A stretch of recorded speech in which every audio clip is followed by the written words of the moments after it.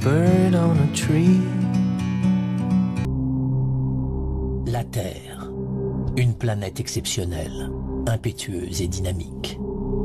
Les plaques continentales se déplacent et entrent en collision. Des volcans font éruption. Des glaciers se forment, d'autres régressent. Ces forces titanesques perpétuellement en action laissent derrière elles une traînée de mystères géologiques. Parmi les merveilles naturelles de notre planète, le Vésuve est un des sites les plus dangereux sur Terre. La réputation du volcan est sulfureuse.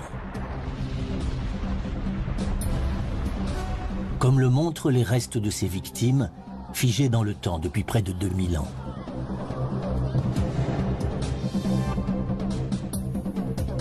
Le Vésuve est toujours très actif. On commence à peine à élucider les mystères qui entourent ce volcan. Comme la découverte d'une vaste chambre magmatique qui bouillonne juste en dessous. C'est un des indices qui précise la menace que le volcan fait peser sur une région européenne densément peuplée.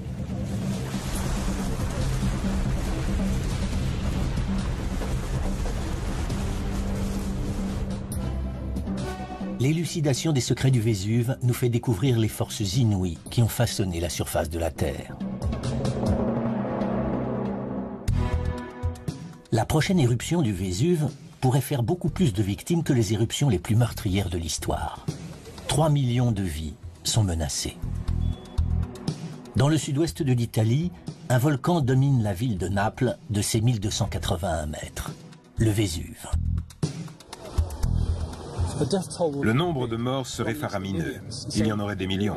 C'est donc un scénario catastrophe que nous craignons tous. Le défi pour les géologues consiste à découvrir ce qui déclencherait une éruption du Vésuve et la façon dont ce cataclysme s'annoncerait. La première explosion détonnerait ici, au fond du cratère large de 600 mètres.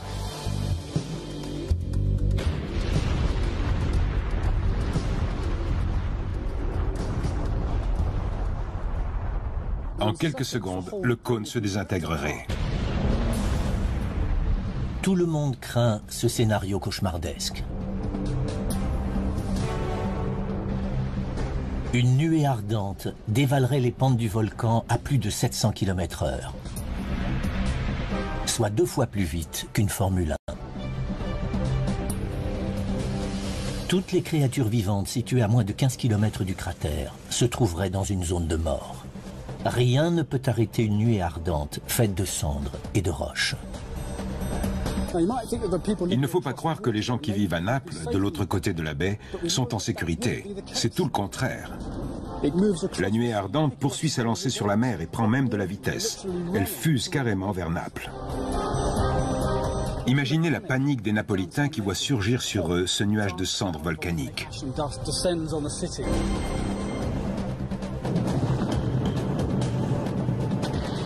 Ils ne peuvent s'abriter nulle part. Hommes, femmes et enfants sont incinérés vivants. Les températures atteignent de 350 à plus de 450 degrés, ce qui suffit pour faire bouillir le sang du corps. D'autres meurent par suffocation. Toutes les créatures vivantes piégées entre Naples et le volcan sont tuées.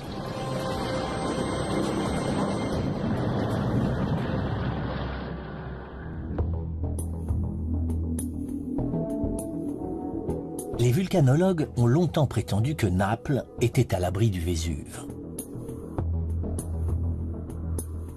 Ils sont convaincus que les projections d'une violente éruption ne peuvent pas atteindre la ville. Cette croyance est balayée par de nouvelles recherches effectuées sous le Castel Nuovo, dans le cœur de Naples.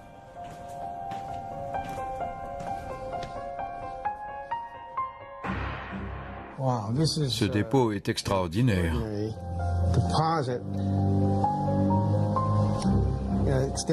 Il s'étend d'ici jusque là. Il fait 1,20 m d'épaisseur. La couche découverte par Michael Sheridan est l'accumulation de cendres déversées sur Naples par une éruption massive du Vésuve au début de l'âge de bronze, vers 1780 avant notre ère. La cendre a traversé la baie sur 15 km avant de retomber ici. Des kilomètres plus loin que toutes les éruptions connues du Vésuve. Les scientifiques doivent tenir compte d'un fait aussi flagrant. La découverte de ce dépôt volcanique en plein centre de Naples a modifié le regard que les Napolitains portent sur le Vésuve. Ils se rendent compte que l'imposant volcan constitue une réelle menace pour eux.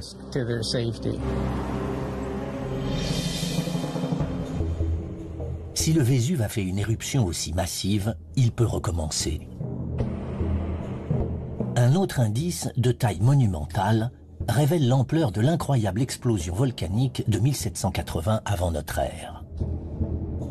Voici le mont Somma. Il culmine à 1149 mètres. Voici le Vésuve il y a 4000 ans. Une éruption gigantesque fait exploser le cratère.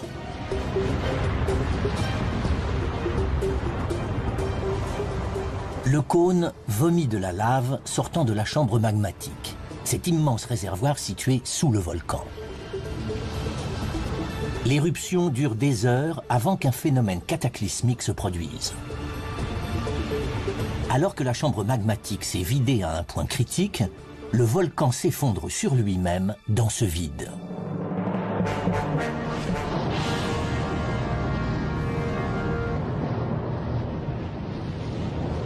L'éruption de 1780 avant notre ère a été tellement massive qu'elle a provoqué l'effondrement d'une montagne.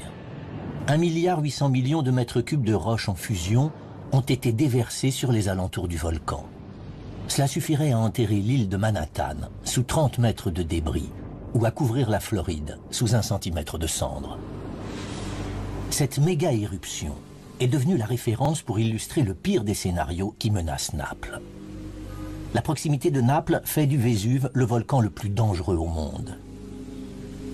Les scientifiques doivent se dépêcher pour prévoir à temps le prochain désastre. Pour étudier l'impact des forces meurtrières sur la ville de Naples, les scientifiques doivent d'abord décrypter les éruptions du passé. Aucune éruption n'a été plus étudiée que celle qui a détruit Pompéi, une ville située à une dizaine de kilomètres au sud-est du Vésuve. En l'an 79 de notre ère, une éruption du Vésuve tue 25 000 habitants, soit le quart de la population. La région restera inhabitée durant 300 ans.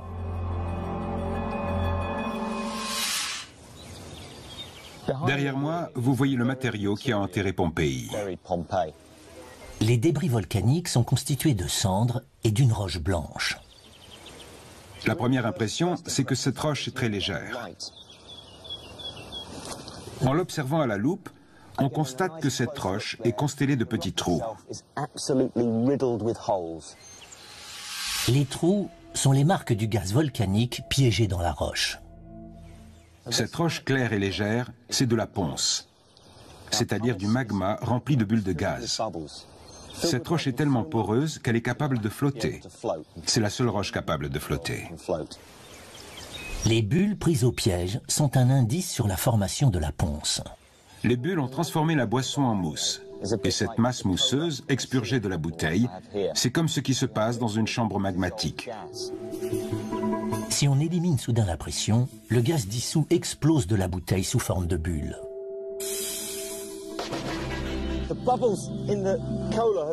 Dès que le gaz veut s'échapper du magma,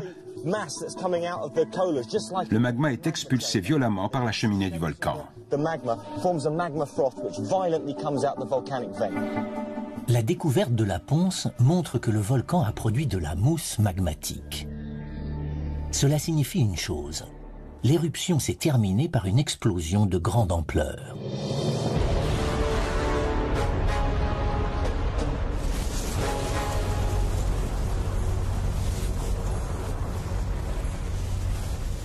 L'explosion a envoyé de la mousse magmatique et des cendres à plus de 27 km d'altitude, c'est-à-dire 2 fois plus haut que l'altitude de croisière d'un avion de ligne. Un témoin de l'époque nous a laissé une description de ce cataclysme qui a eu lieu il y a 2000 ans. Pline le Jeune a 17 ans quand il décrit en détail l'éruption. Il sera un des premiers volcanologues de l'histoire. Pline est un naturaliste. Il a produit le premier relevé d'une séquence volcanique complète. Il écrit « Un panache s'élève. Son apparence ressemble à la forme du pin parasol, comme l'arbre qui se trouve derrière moi. Après s'être étiré en hauteur comme un immense tronc, il s'est élargi comme s'il lui poussait un chapeau. » Le panache s'est élargi au sommet et a formé un champignon. C'est ce qu'on appelle une colonne plinienne. Pour Pompéi, ce panache se révèle mortel. La ponce et les cendres sont emportées par le vent et retombent sur la cité sous forme de neige grisâtre. Cette pluie volcanique a commencé à épaissir l'air. Au début, les gens étaient stupéfaits par l'éruption volcanique. Ensuite, ils ont éprouvé du mal à respirer. Une grande partie des victimes de Pompéi a été étouffée par les cendres. Ici, on voit des gens qui luttaient pour respirer. Ce corps est recroquevillé avec les mains devant le visage. C'est le dernier souffle de ces personnes, alors que leurs poumons étaient saturés de cendres et de poussière brûlante. Si une telle pluie de cendres tombait aujourd'hui sur Naples, elle ferait des millions de victimes. En tentant de comprendre les raisons qui font du Vésuve le volcan le plus dangereux au monde, les scientifiques ont mis au jour deux indices majeurs. La ponce trouvée à Pompéi prouve que le Vésuve peut produire des éruptions explosives qui sont les plus dévastatrices. Une épaisse couche de cendres, découverte dans le sous-sol de Naples, atteste que le Vésuve est capable de détruire cette mégalopole. Une éruption similaire aujourd'hui tuerait 3 millions de personnes, ce qui en ferait l'éruption la plus mortelle de l'histoire. Une partie des victimes mourrait de suffocation. Mais la découverte de squelettes calcinés nous enseigne que le Vésuve réserve d'autres sorts cruels.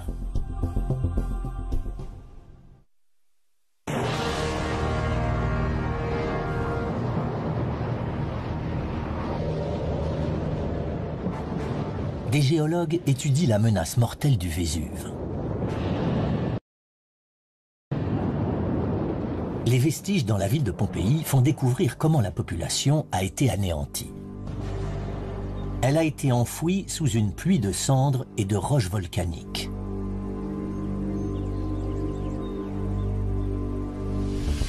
En 1981, des fouilles effectuées à 7 km à l'ouest du Vésuve ont montré que les habitants d'Herculanum avaient subi une mort horrible.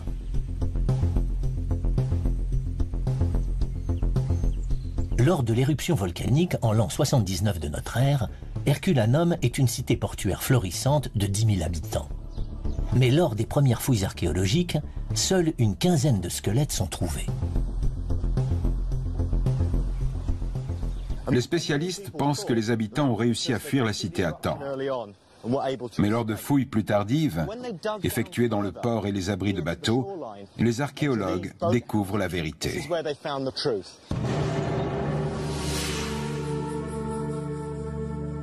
Les abris de bateaux renferment un secret macabre.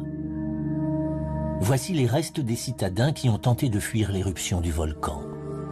Les squelettes sont dans la position exacte où les corps sont tombés, il y a 2000 ans. Difficile d'imaginer la scène qui a eu lieu. Plus de 300 hommes, femmes et enfants se sont réfugiés dans les abris de bateaux dans le port d'Herculanum afin d'échapper aux débris crachés par le volcan. Et les abris de bateaux sont devenus leur tombe. Pour le géologue Dougal Jerram, ces restes humains donnent un premier indice sur les événements qui se sont produits il y a 2000 ans. Cette tombe est traitée comme une scène de crime. Des photographies du site sont analysées en laboratoire. La position des corps donne une idée de la vitesse à laquelle un volcan peut semer la mort. Ici, nous avons un corps assis contre une paroi d'un abri à bateau à Herculanum. Cet adulte tient un enfant dans ses bras. Ils sont installés comme s'ils étaient en train de se reposer. C'est comme si ces personnes étaient en train de bavarder ensemble et qu'elles ont été tuées subitement. D'autres indices apparaissent lors de l'étude minutieuse des os des victimes. L'extrémité de nombreux os des victimes est noire. C'est très caractéristique des victimes d'Herculanum. Et ce phénomène se produit à des endroits spécifiques, comme les coudes, où il y a moins de peau, où l'os est plus près de la surface de la peau. Durant des années, les scientifiques ont eu du mal à expliquer ce noircissement des os. En 1991, des chercheurs de l'université de Naples proposent une solution très simple.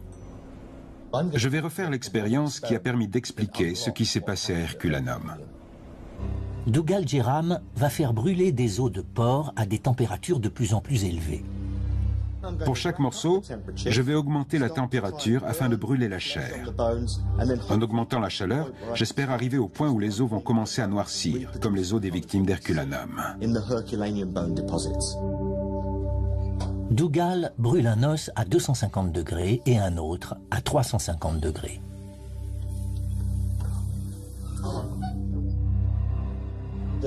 La chair est clairement brûlée, mais les os n'ont pas du tout changé de couleur. Dougal doit augmenter la température à près de 500 degrés pour que l'os commence à se calciner. On arrive enfin à une température qui provoque la calcination de l'os. Il gratte la chair brûlée afin d'analyser l'os.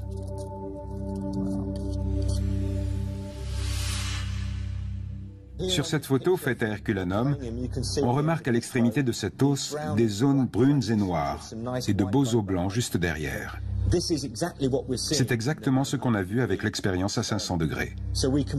En brûlant ces os à une haute température, on obtient des zones noires, comme à Herculanum. Les os les plus proches de la chair noircissent, et ceux qui sont mieux protégés restent blancs. C'est le seul phénomène qui peut expliquer les parties d'os noircies à Herculanum.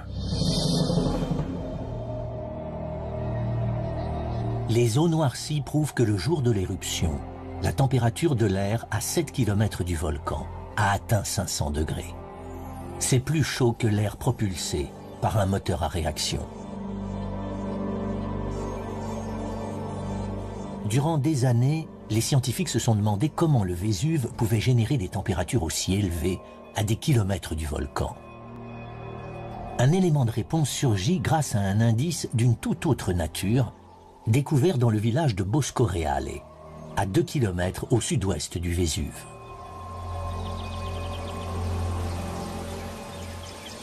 Voici un poteau. À première vue, on dirait un poteau en béton de forme étrange. Mais ses caractéristiques sont étonnantes. Les indices se trouvent concentrés à la base. Ici, on remarque des structures moins épaisses qui s'enfoncent dans le sol. Elles sont solidaires du poteau principal. Il s'agit en fait d'un arbre fossilisé. Un arbre a été enterré sous des débris volcaniques. En pourrissant, il a été remplacé petit à petit par de la roche et de la cendre mélangées à de l'eau. Le fossile a ainsi pris l'aspect du béton. C'est le moule d'un arbre qui se tenait ici il y a 2000 ans. La forme de l'arbre est très significative aussi. Le sommet de ce tronc fossilisé est courbé. Il y a 2000 ans, cet arbre était bien droit et verdoyant. Soudain, la partie supérieure a été violemment courbée et l'arbre s'est fossilisé dans cette position. Quand on se repère sur la carte, le Vésuve se trouve par là. La force capable de faire plier un arbre et de le fossiliser a dû venir de cette direction. Les indices prouvent qu'à des kilomètres du volcan, la température était très élevée et qu'une force a été capable de faire plier les arbres.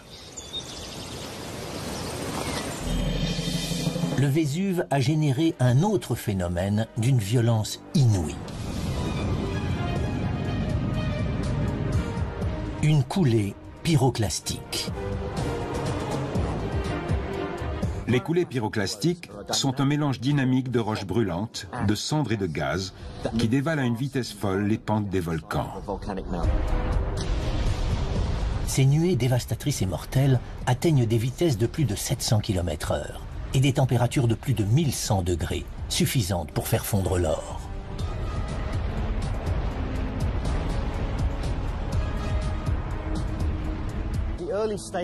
Au début de l'éruption, les habitants d'Herculanum ont observé la colonne de cendres crachée par le Vésuve et s'élevant dans l'atmosphère. Imaginez leur épouvante en constatant soudain que cette colonne sombre se dirige vers leur ville. Cette nuée remplie de débris brûlants et de matériaux pyroclastiques en fusion balaie les ruelles. Elle enveloppe toute la cité et se dirige vers le port. Herculanum a été anéanti par une coulée pyroclastique.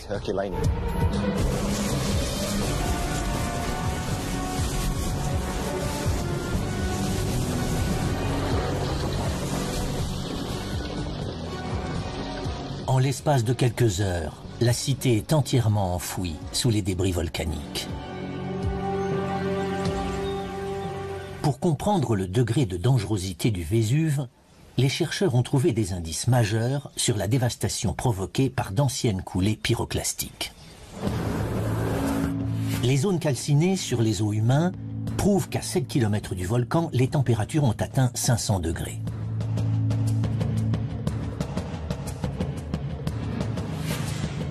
Un arbre fossilisé depuis 2000 ans révèle la violence des coulées de roches, de cendres et de gaz brûlants crachés par le Vésuve. Les coulées pyroclastiques ne sont pas le seul phénomène mortel du Vésuve.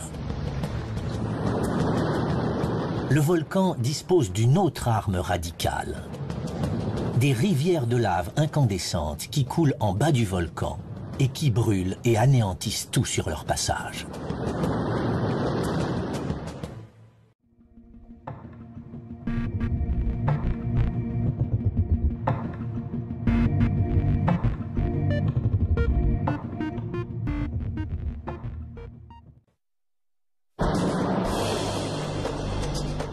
Le Vésuve dispose d'une autre arme dans son arsenal. Elle a d'ailleurs été filmée le 18 mars 1944 au cours du dernier épisode éruptif du volcan. Des caméras filment le spectacle offert par le Vésuve. Une colonne de cendres s'étire sur 8 km au-dessus du volcan. Des coulées pyroclastiques dévalent ses pentes.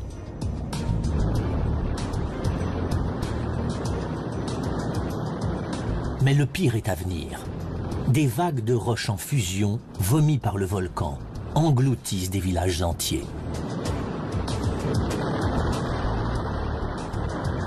34 personnes sont tuées et des milliers perdent leur maison.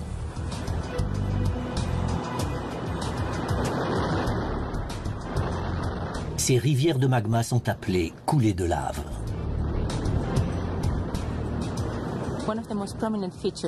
Une des caractéristiques du Vésuve, ce sont les coulées de lave, solidifiées sur les flancs du volcan. Les dépôts de lave de l'éruption de 1944 s'étendent sur 20 km depuis la bouche du volcan.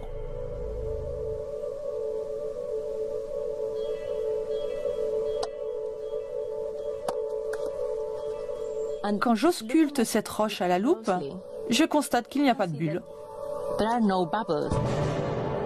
Contrairement à la ponce qui est retombée sur Pompéi, cette lave solidifiée est dense et très dure. Cet indice nous révèle que l'éruption de 1944 n'était pas de type explosif. Les gaz ont eu le temps de s'échapper de la lave avant que cette dernière surgisse à la surface. Seule une lave visqueuse et fluide a pu laisser échapper les gaz sous terre. Débarrassée de ces gaz explosifs, la lave a coulé hors du volcan et n'en a pas été expulsée violemment. La lave coule en empruntant les voies les plus faciles, comme le ferait l'eau d'une rivière. Des coulées de lave de plus de 1000 degrés dévalent les pentes du volcan. La lave est la matière naturelle la plus chaude sur Terre. Ces coulées sont l'arme ultime du Vésuve. Cette force détruit tout sur son passage. Le mot lave vient de l'italien lavare, qui signifie laver. Cela illustre parfaitement ce que fait la lave quand elle coule. Elle lave tout sur son passage, elle détruit absolument tout. La lave ne laisse rien derrière elle.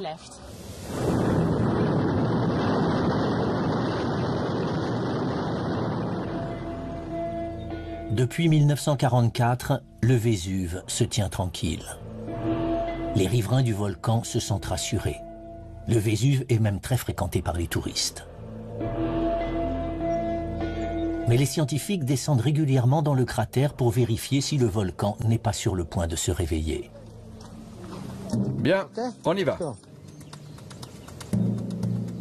Il faut descendre 350 mètres pour atteindre le fond du cratère.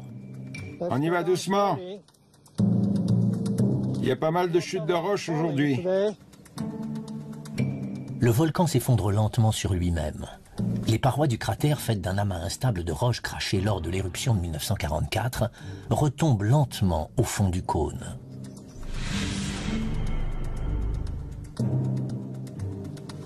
Avant d'atteindre le fond du cratère, Orsi voit et sent les gaz.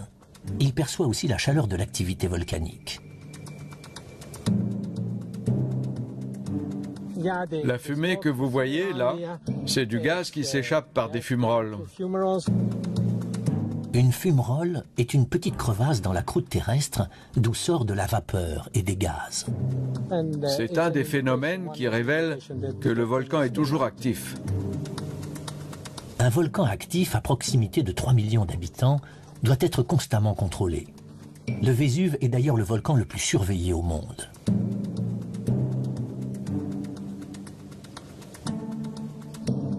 La composition et la température des gaz varient selon le degré d'activité du volcan. Les gaz sont le système d'alarme du volcan. Le moindre changement significatif de leur température et de leur composition met aussitôt les scientifiques en alerte. Lors du contrôle, le chercheur ne détecte rien de suspect. Pour l'instant, Naples est en sécurité. Mais l'activité restreinte du volcan n'est pas nécessairement rassurante.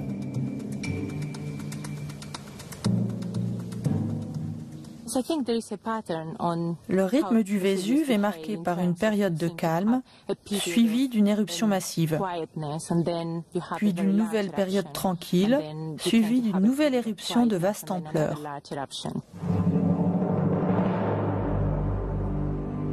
Le danger vient du fait que plus la période paisible est longue, plus le magma s'accumule en profondeur et plus l'éruption qui suivra sera violente. De nouveaux indices suscitent l'inquiétude des scientifiques qui enquêtent sur les forces mortelles du Vésuve. De la roche solidifiée très dense montre que le Vésuve possède l'arme ultime, de la lave en fusion capable de tout anéantir sur son passage. Des fumerolles dans le cratère prouvent que le volcan est actif.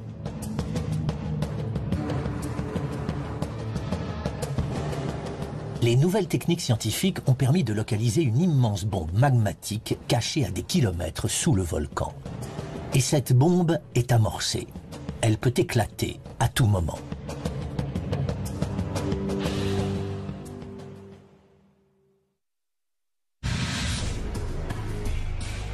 Les scientifiques ont découvert des indices alarmants. L'énergie colossale qui bouillonne sous le Vésuve pourrait bientôt déclencher une explosion dévastatrice.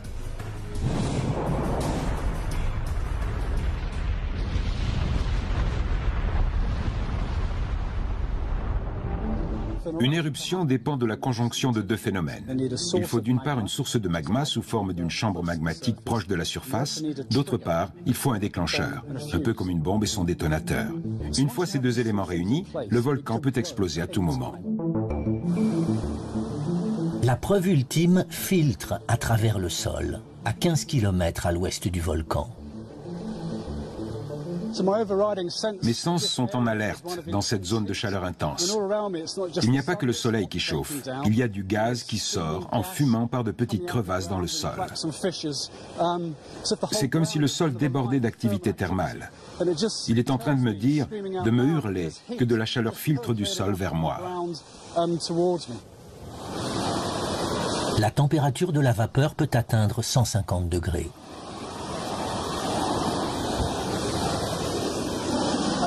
La vapeur jaillit avec un gaz appelé dioxyde de soufre. Ce gaz a une odeur très forte. Je le sens dès que le vent m'envoie cette vapeur dans le visage. La diffusion du dioxyde de soufre laisse d'ailleurs une marque. Toutes les roches autour de moi portent des taches jaunâtres qui sont des cristaux de soufre.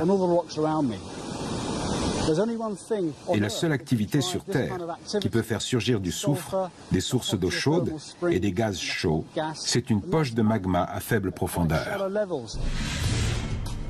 Cela fait des années que les spécialistes savent qu'il y a une chambre magmatique sous le Vésuve. Mais personne n'a jamais pu l'évaluer. En 2001, les géologues exploitent une nouvelle technologie pour explorer le sous-sol du volcan et de ses environs.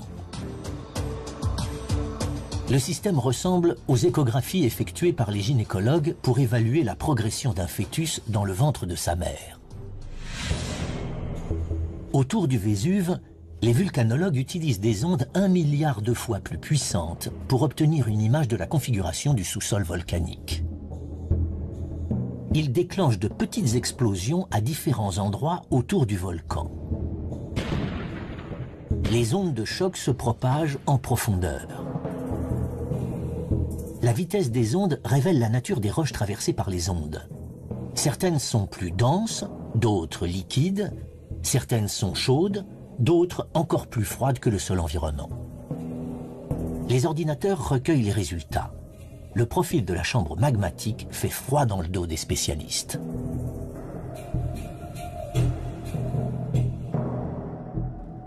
La première fois que les géologues ont découvert cette image, c'était très impressionnant. La chambre magmatique est si colossale qu'elle s'étend bien au-delà de la base du cône, qui fait 1,5 km de diamètre. La chambre magmatique couvre une surface de 650 km², soit la moitié de la superficie de New York. Cette taille imposante a de quoi faire peur à toute la région. Cet immense réservoir de magma en fusion pourrait générer l'éruption la plus phénoménale du Vésuve. Mais impossible de savoir ce qui pourrait faire exploser ce magma en apparence inactif. Certains indices tentent à montrer que le déclencheur d'éruption du Vésuve serait assez inhabituel. Pour découvrir le détonateur du Vésuve, Nick Pitford analyse le déroulement des éruptions du passé. Cette ligne représente une époque qui s'étend de 1600 jusqu'à aujourd'hui. Chaque branche représente une éruption qui s'est produite au cours des 4 derniers siècles. La première a eu lieu ici, en 1631. Ensuite, il y a eu 3 autres éruptions importantes. Alors que le tableau chronologique prend forme, Nick Pitford ajoute les dates des cataclysmes naturels qui se sont produits durant la même période. Nous avons aussi des archives sur les séismes.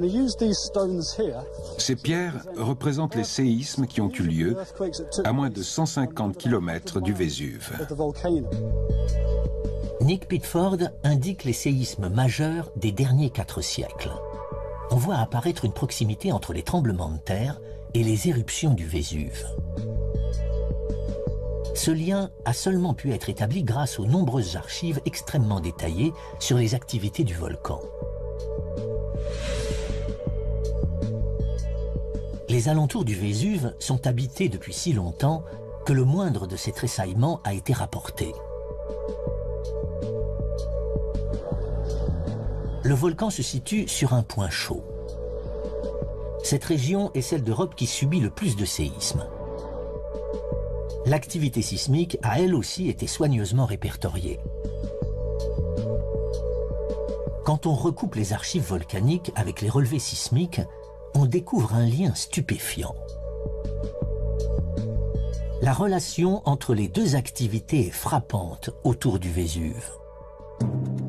Toutefois, l'idée qu'un séisme puisse déclencher une éruption volcanique n'est pas admise par tous les spécialistes. L'idée que les séismes et les éruptions volcaniques puissent être liés n'est pas récente. Lors de son voyage en Amérique du Sud au XIXe siècle, Charles Darwin a dit qu'il pouvait y avoir un lien entre un séisme et un volcan qui a fait une éruption après le séisme. Darwin était au Chili en 1935 lorsque ce pays a été frappé par un séisme. Quelques jours plus tard, plusieurs volcans sont entrés en éruption. Pour lui, cela établissait clairement un lien entre les deux phénomènes. Depuis cette époque, c'est-à-dire 2 siècles, les géologues n'ont cessé de débattre sur le bien fondé de ce lien entre les séismes et les éruptions volcaniques. En dépit de la controverse, une bonne partie des spécialistes sont convaincus que la prochaine méga-éruption du Vésuve sera provoquée par un séisme. En théorie, les ondes de pression sont capables de comprimer la chambre magmatique. Imaginons que cette bouteille représente la chambre magmatique sous le volcan. L'eau dans la bouteille représente la lave ou le magma. Quand les ondes de pression du séisme remontent vers la chambre magmatique, elles compriment les parois. Et quand les parois de la chambre magmatique se rapprochent, alors le magma est poussé vers le haut, vers la surface.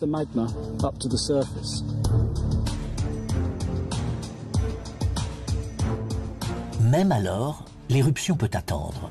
Selon les archives, après un séisme, le volcan peut rester des mois sans faire d'éruption. Une des raisons de ce report serait que le séisme accumule lentement de l'énergie sous le volcan. L'effet des ondes de pression n'est donc pas immédiat. Peut-être faut-il plus d'un séisme, qu'il en faut plusieurs pour que la pression soit suffisamment forte. Chaque onde comprime davantage la chambre magmatique. Jusqu'à ce qu'un dernier séisme soit la goutte qui fasse déborder le vase, qui pousse la compression à son paroxysme, qui provoque une instabilité critique qui déclenche une éruption. Après des milliers d'années d'observations et d'études, les spécialistes ignorent toujours ce qui provoque une éruption. Ce qui importe dans le cas du Vésuve, c'est de pouvoir exploiter de façon optimale ces formidables données que nous possédons sur ce volcan, afin de produire un modèle pour les éruptions volcaniques déclenchées par un séisme. Le Vésuve pourrait être la clé de voûte pour comprendre le fonctionnement d'autres volcans dans le monde.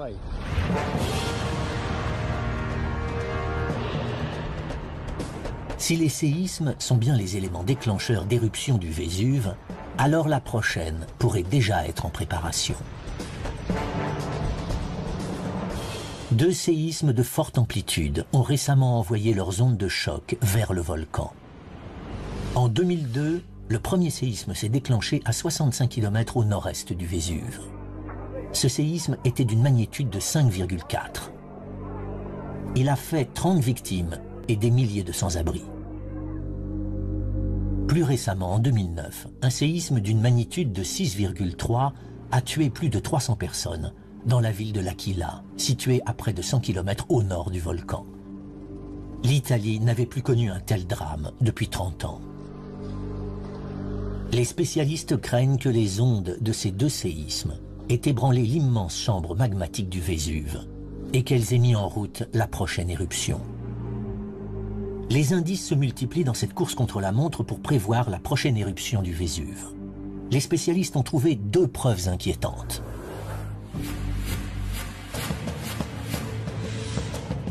Une bombe colossale sous le Vésuve prouve que le volcan regorge de carburant pour faire une éruption méga explosive.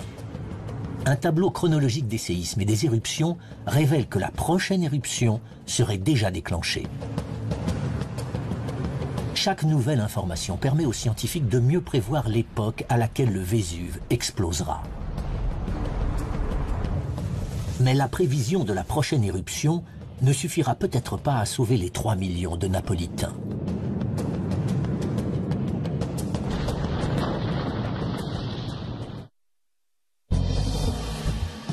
Les découvertes récentes autour du Vésuve ont montré que si le volcan produit une éruption aussi violente qu'en 1780 avant notre ère, les débris et la cendre atteindraient le cœur de Naples, une métropole qui compte 3 millions d'habitants.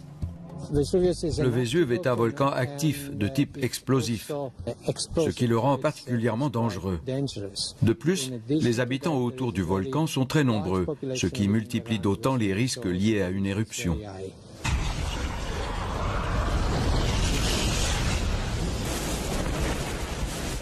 Les études menées à proximité du volcan révèlent que les coulées pyroclastiques, le phénomène le plus mortel, n'atteindraient pas seulement Naples, mais qu'elles seraient concentrées sur la métropole.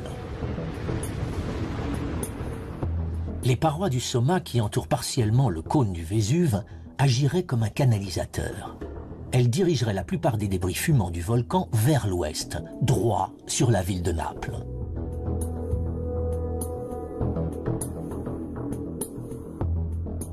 Le Vésuve est un immense canon pointé sur la ville de Naples.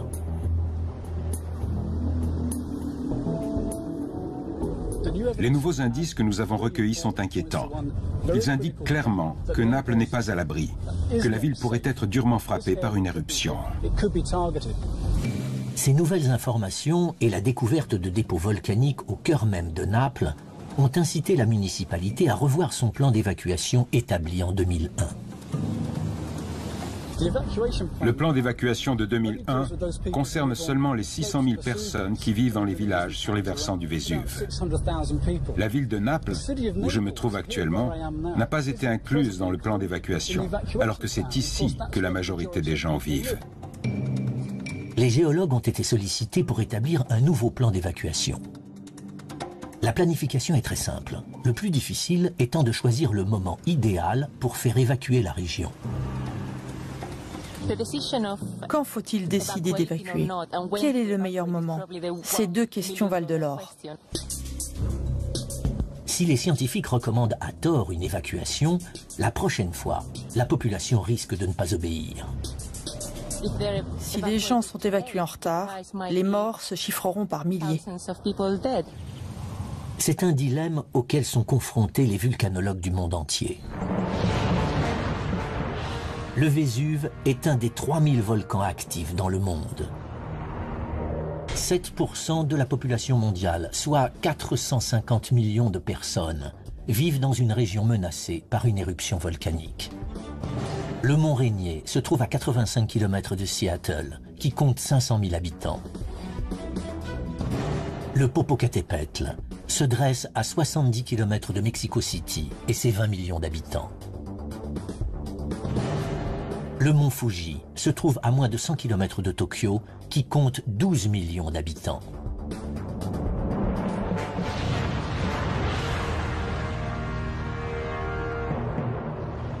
En moyenne, sur les volcans qui entrent chaque année en éruption, 3 font des victimes et des blessés.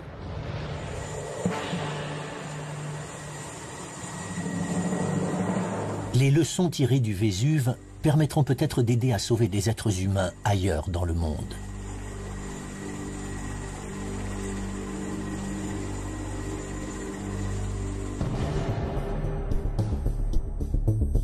Le Vésuve n'a pas encore révélé tous ses secrets. Mais jusqu'ici, les géologues ont édifié un portrait effrayant du volcan, qualifié de plus dangereux au monde.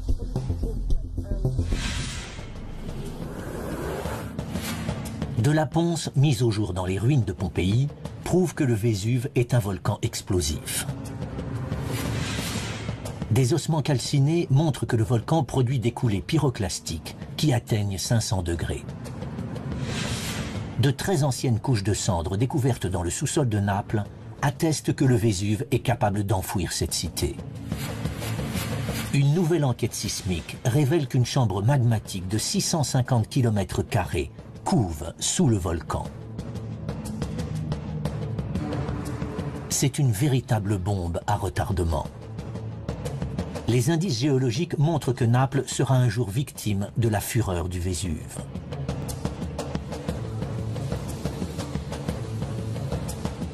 Le volcan est armé et attend son heure. Preuve que la Terre n'est jamais en repos.